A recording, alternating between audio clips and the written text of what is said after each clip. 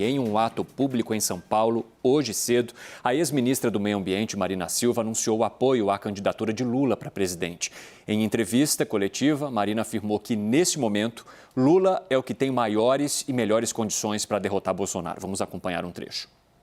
Nesse momento crucial da nossa história, que reúne as maiores e melhores condições para derrotar Bolsonaro e a semente maléfica do bolsonarismo que está se implementando no seio da nossa sociedade, agredindo irmãos brasileiros, ceifando vida de pessoas por pensarem diferente, é a sua candidatura. Em nome daquilo que está acima de nós e olhando de baixo para cima para ver o que está acima de nós, é que eu manifesto o meu apoio de forma independente ao candidato e ex-presidente, futuro presidente do Brasil, Luiz Inácio Lula da Silva. Já falando então, futuro presidente do Brasil, Luiz Inácio Lula da Silva, Felipe Moura Brasil, Marina Silva, que também citou questões como o reencontro se dá diante de uma ameaça, o Brasil está entre a democracia e a barbárie. Como é que você olhou para esse reencontro, hein? Pô, Evandro, sempre se tem discurso para justificar uma conciliação às vésperas da eleição. O discurso da Marina é esse: Jair Bolsonaro é uma ameaça maior, uma ameaça à democracia, etc. Ela teve 1% dos votos na eleição de 2018, ficou atrás do Cabo Daciolo, do João Amoedo. Então, o PT está mais preocupado com a imagem do Lula como formador dessa frente ampla, conseguir ali uma penetração no segmento de uma classe média urbana, conseguir vender a pose do Lula de conciliador. É isso que a Marina acrescenta, além desse peso moral. É uma mulher respeitada, é uma mulher que sempre defendeu os seus ideais, as suas causas ambientalistas. Ela tem esse valor para amaciar ali a figura do Lula num eleitorado de centro que ele ainda quer atingir, para segurar ali o eleitorado feminino que ele tem, impedir um crescimento de Jair Bolsonaro. Já chegou a crescer aí uns pontinhos nesse eleitorado em algumas pesquisas. Agora, eu considero como ponto negativo o fato de que a Marina foi muito atacada pelo PT, com o aval do Lula, que o Lula sempre esteve por trás das campanhas petistas. Disseram que não teria comida na mesa dos brasileiros, a militância nas redes sociais ofendeu a Marina de tudo quanto foi xingamento possível. E ela durante a campanha da Dilma, né? E sem que houvesse qualquer pedido de desculpa, qualquer manifestação de arrependimento, de remorso. Talvez isso possa ter ocorrido nos bastidores, mas acho ruim para o ambiente cultural que uma mulher tão atacada acabe apoiando aquele que avalizou os ataques contra ela. E, pelo lado positivo, ela foi questionada se atuaria no segmento evangélico, para o Lula crescer, onde o Jair Bolsonaro cresce, e ela falou que nunca fez do púlpito um palanque, etc., e ela defende a laicidade, a tolerância religiosa, essa diversidade. Então, considero isso bom, mas é claro que eles vão precisar ter uma mensagem aí para esse setor também. Ô Raquel Landim, o Felipe Moura Brasil tocou num ponto que nós discutíamos aqui nos bastidores ao falar hoje desse encontro, desse reencontro, digamos assim, de Marina Silva com o ex-presidente Lula, que faltam respostas ainda, né? Será que houve um pedido de desculpas, principalmente do Partido dos Trabalhadores, porque ela ficou muito decepcionada com o partido, principalmente em campanhas anteriores, ao ser tão atacada? Será que ela aceitaria ser uma ministra de Lula novamente, caso ele seja eleito? São questões ainda que muita gente que acompanhou essa história se pergunta neste momento, com esses abraços e beijos aqui que deram agora, como a gente vê nas imagens. Evandro, não sabemos. Ela na coletiva fez questão de frisar que era um apoio independente. Isso. Nos bastidores, conversando com o pessoal do PT, eles dizem que ainda não se chegou nesse tipo de conversa, que esse apoio foi costurado por Haddad e por Geraldo Alckmin, com quem ela tem uma boa interlocução. Lembrando que a Marina já tinha entrado com muito mais vigor na campanha do Fernando Haddad, então o apoio dela à campanha do Lula era esperado.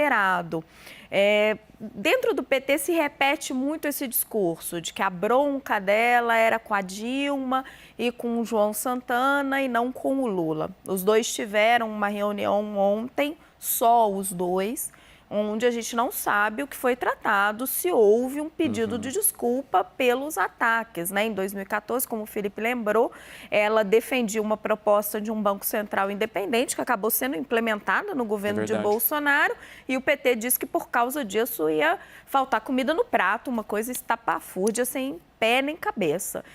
O que eu acho que o PT está buscando com este apoio?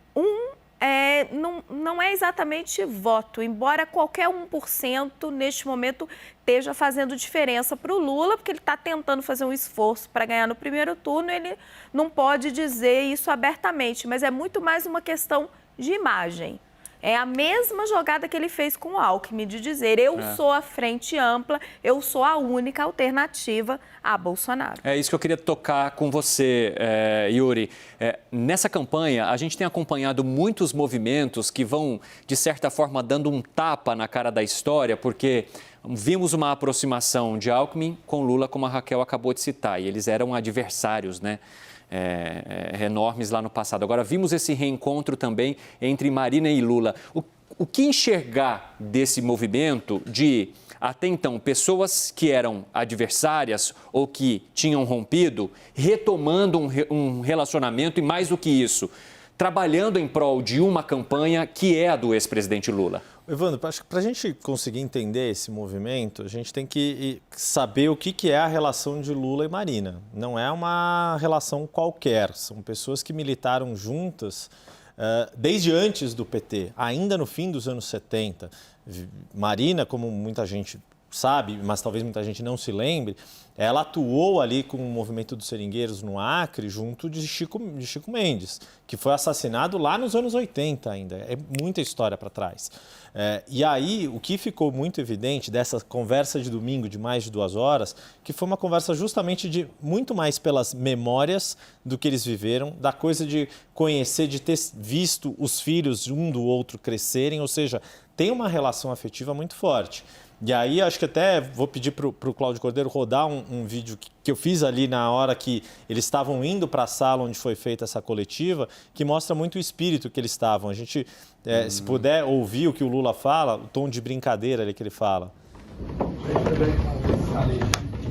Parece um casamento. Não parece um casamento, ele menciona ali, né? Pois porque tá vindo aí, os dois à frente, ela de branco, descendo, inclusive, e uma fila atrás.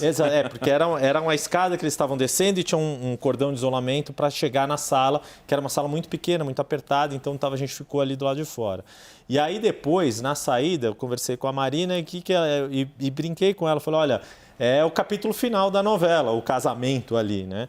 E ela própria fez uma brincadeira e falou, olha, pois estão falando que a gente é a Juma e o Jove do Pantanal, só que da primeira versão da novela, lá ainda na TV Manchete, na extinta TV Manchete, porque é isso, é muita história junto. E, de fato, a mágoa de Marina era muito mais com Dilma do que com o PT como um todo, embora...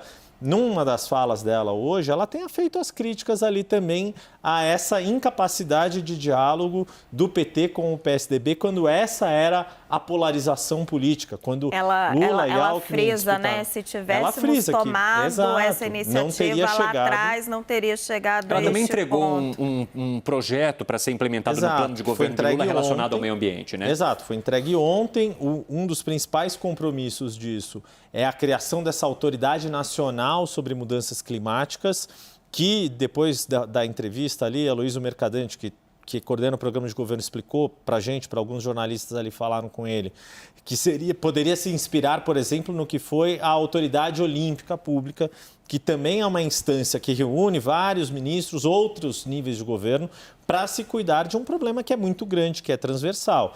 E existe uma preocupação dentro do PT e do próprio Lula de dar mais prioridade para a agenda ambiental, para não acontecer o que aconteceu nessa disputa Marina e Dilma, em que só Marina defendia o meio ambiente. Havia toda uma necessidade de projetos de infraestrutura. Belo Monte talvez seja o melhor exemplo disso, a usina de Belo Monte, que tem uma série de consequências ambientais graves para o país, embora fosse necessária a construção construção dela, para a gente concluir, e que levou a esse isolamento de Marina e essa ruptura.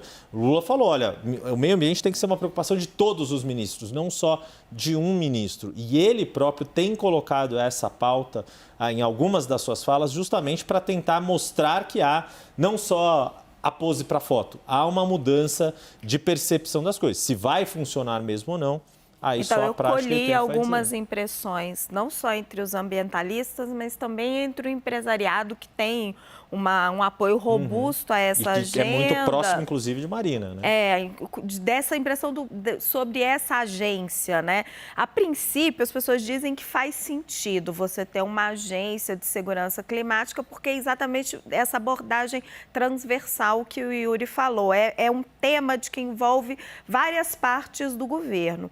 Agora, há um pouquinho de divergência se seria necessária a criação de uma agência. Eles são uma autoridade, não é nem a agência. Se algo passando pela presidência, por exemplo, subordinado ali à presidência, já resolveria a questão. Agora, fato é que há muita dúvida sobre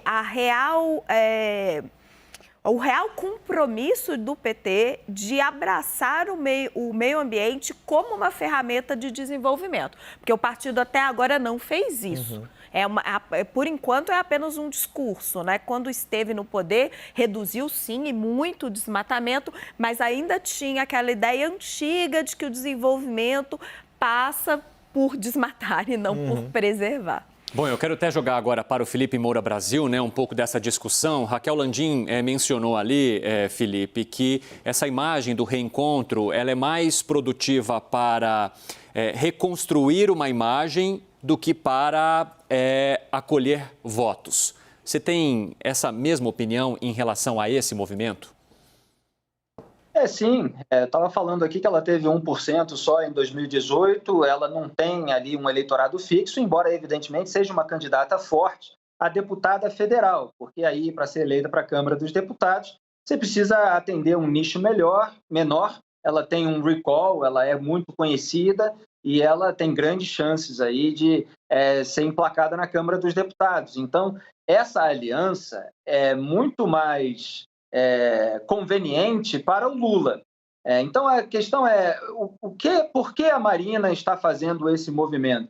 Ela pode, evidentemente, defender que é em nome do combate ao mal maior, foi isso o discurso que ela fez, e em nome de determinadas pautas que ela, percebendo o Lula na iminência do poder, ela quer que conste na agenda do próximo governo. E me parece que ela teve reuniões nesse sentido. O PT deve ter alguma resistência a determinadas propostas dela, mas nesse momento viu como melhor para si que tivesse o apoio, então atendeu ali alguns compromissos, assim como fez com André Janones, por exemplo, embora a Marina tenha mais capital político do que o Janones nesse sentido. Então você tem um peso agora de ter 4 presidenciáveis, 4 pessoas que já disputaram a eleição dentro dessa mesma chapa, né? O Lula, Fernando Haddad, Geraldo Alckmin e Marina Silva, isso dá algum peso. Caio Junqueira já está de volta aqui conosco e eu quero aproveitar para saber de você, né? Qual foi a tua apuração em relação a esse encontro? Todos já contaram um pouco aqui. Yuri até mostrou para nós um vídeo que mostra ali o ex-presidente Lula descendo ao lado de Marina Silva e ele fala, nossa, parece um casamento. O que você traz sobre esse casamento, entre aspas, citado pelo próprio candidato? Vamos lá, conversei com bastante gente próxima à Marina, né, que participou desse processo todo. A ideia dela era que o anúncio fosse para o segundo turno, não para o primeiro turno. Muita mágoa, muito ressentimento ainda, não só em relação à eleição de 2014, mas em relação ao governo Lula em si, né? Algumas contradições que a Marina considera do petismo na área ambiental e na área econômica. Pois bem, mais o acirramento da campanha, esse tensionamento da campanha acabou levando para que esse anúncio fosse feito já no primeiro turno. Quem ligou para ela no sábado foi o Gilberto Carvalho, convidando para fazer esse encontro com o Lula no domingo. Os dois se encontraram, acho que o Yuri já trouxe um pouco desse encontro. E aí, projetando para frente, esse anúncio em termos programáticos, acho que isso valoriza muito a campanha, uma campanha que a gente fala pouco de programa, a gente fala pouco de meio ambiente, e nesse sentido a entrada da Marina na campanha do Lula acaba sendo extremamente positiva, porque a Marina, embora tenha tido acho que 800, 900 mil votos na última eleição, é uma referência mundial, então tem um impacto, isso eu ouvi muito hoje, tanto para dentro da campanha, para dentro do Brasil, como para o mundo, né? E é interessante que ela ali, ela sugere quase que um novo cargo, né? Uma autoridade climática, isso é bem inovador, acho que tem alguns países do mundo que tem isso. Hoje eu procurei saber também se haveria espaço para ela no primeiro escalão, diz que isso não foi debatido, mas que sim, acho que tem uma expectativa ali da Marina ou ser ministra, ou ser essa autoridade climática, ou mesmo fazer essas indicações, se alguém é próximo a ela. Por quê? Porque é importante também, isso vai ser uma decisão que a Marina teria que tomar, caso o Lula vença, se vale a pena voltar para o Poder Executivo Federal ou mesmo ser uma liderança ali dentro do Congresso Nacional nessa área ambiental. Mas o significado político muito grande, alguém que tinha se afastado, deixou o PT, e por aí vai. Mas ainda assim também eu vi que dentro do partido dela há ainda muita rejeição. Por exemplo, Heloísa Helena. Heloísa Helena que é a porta-voz oficial da rede, tem uma posição muito contrária a essa ida da Marina, ao apoio da rede ao Lula. E seria meio que alguém a ser conquistado. Inclusive o Cristóvão Buarque me disse, que foi um dos que operou, que ele gostaria de ver esses candidatos, que foram candidatos a presidente em 2006, que foi o Cristóvão, que já voltou para o Lula, rompeu, mas voltou, está apoiando o Lula.